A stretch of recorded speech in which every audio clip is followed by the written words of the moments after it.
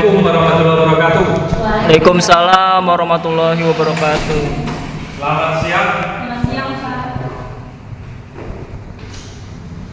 Baik, kita mulai pelajaran pada hari ini, yaitu dengan mata kuliah penilaian kinerja badan usaha. Dan di sini akan kami paparkan penilaian kinerja badan usaha di Kementerian BUMN. Jadi di Kementerian BUMN itu ada 65 badan usaha milik negara. Kalau di daerah ada namanya BUMD. BUMD itu seperti halnya PDAM, Bank Jabar, Bank DKI, ada Bank Sumsel. Sedangkan untuk BUMN sendiri itu merupakan suatu ujung tombak pendapatan negara untuk membangun negara kesatuan Republik Indonesia ini, karena yang merupakan penghasilan terbesar di Indonesia adalah dari badan usaha milik negara. Badan usaha milik negara itu ada yang terkenal aja kita jelaskan dari 65 tadi. Kalau masuk anak cucu perusahaannya ada sekitar 152. Dan itu pun sudah BUMN 65 itu sudah banyak yang di holding, termasuk pertambangan itu sudah dari 5 perusahaan digabung di holding menjadi satu di bawah holding, yaitu holdingnya adalah PT Inalu yang berkantor pusat di Medan, Sumatera Utara, di produksi, tapi perwakilan di Jakarta ada. Dan di bawah Inalu itu ada PT Antam, ada PT Timah, ya, ada Freeport, ya, dan ada Bukit Asam, yang mana Bukit Asam berkantor pusat di Sumatera Selatan. Dari kota Sumatera masih 6 jam lagi, itu di persisnya di daerah Muara Enim, Tanjung Enim, Sumatera Selatan. Adapun untuk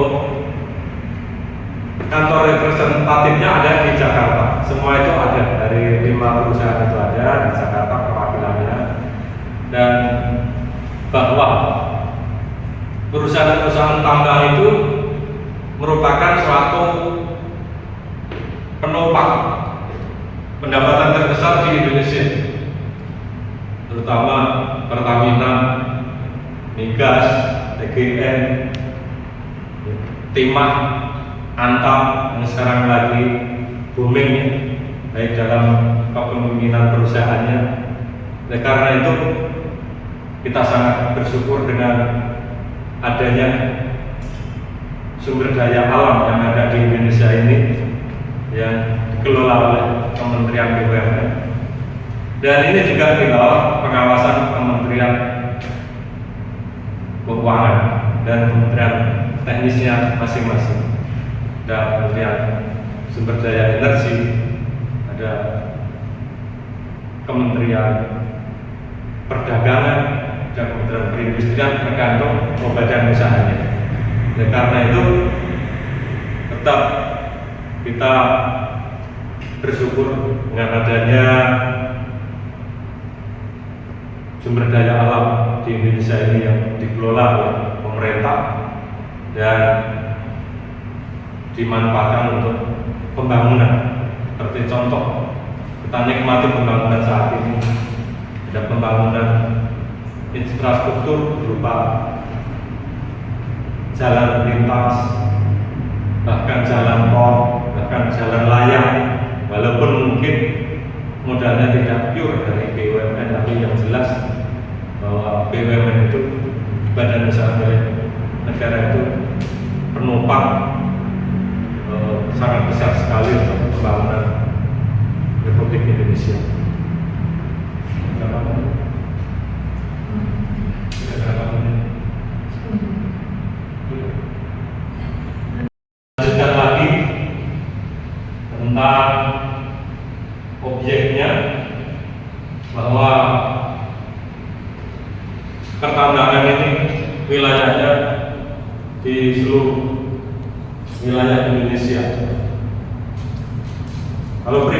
jelas di Indonesia Timur, di Timika, di mana di sana itu tanah itu kalau disoker-soker keluarnya emas istilahnya.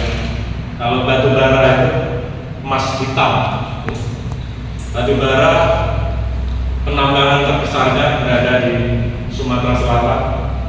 Di Sumatera Selatan itu diperkirakan habisnya masih sekitar 150 sampai 200 tahun lagi. Belum yang di Kalimantan, yang dikelola swasta. Yang dikelola pemerintah yaitu namanya tambang batu bara Bukit Asam, yang wilayah produksinya di Sumatera Selatan, ada di Sumatera Barat, juga ada di Sawalunto, Pemilih. Dan untuk apa? Kalau kita tahu bahwa tambang batu bara itu untuk penerangan listrik Jawa Bali itu bahan bakunya dari tambang batu bara Bukit Asam, tapi yang menjual struknya PLN.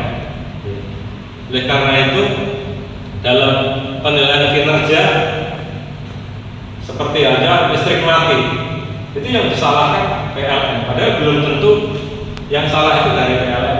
Bisa karena bahan bakunya habis, terlambat mengirimnya oleh batu bara Bukit Asam tadi. Tapi pemerintah PLN itu kontraknya tidak hanya dengan Bukit Asam, tapi jangka panjangnya dengan Bukit Asam itu kontraknya ada 20 tahun, jadi 30 tahun. Dan dibantu juga oleh swasta. Karena di Indonesia itu ada sekitar 200 perusahaan tambang batu bara yang dikelola swasta. Kalau yang pemerintah yang plat merah hanya satu, namanya tambang batu bara Bukit Asam, berkantor pusat di Sumatera Selatan, tepatnya di Tanjung Muara Enim. Dan dapat kita sampaikan untuk penilaian kinerjanya karena bagus, ya, karena selalu setiap tahun ada kenaikan, ada surplus. Namun demikian masyarakat juga bisa menikmati dari dana CSR-nya, dana CSR, corporate social responsibility. Artinya perusahaan itu juga memikirkan lingkungannya. Seperti halnya ini bekas-bekas tambang, jalan-jalannya ini, hutan-hutan ini dulunya bekas diambil tambangnya, terus ditanam,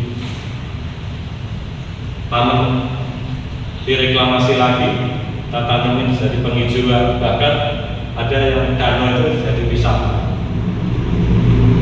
Dan tentunya laporan kinerja ini bisa merupakan satu acuan untuk penghargaan juga banyak yang diterima oleh perusahaan dan usaha negara tersebut.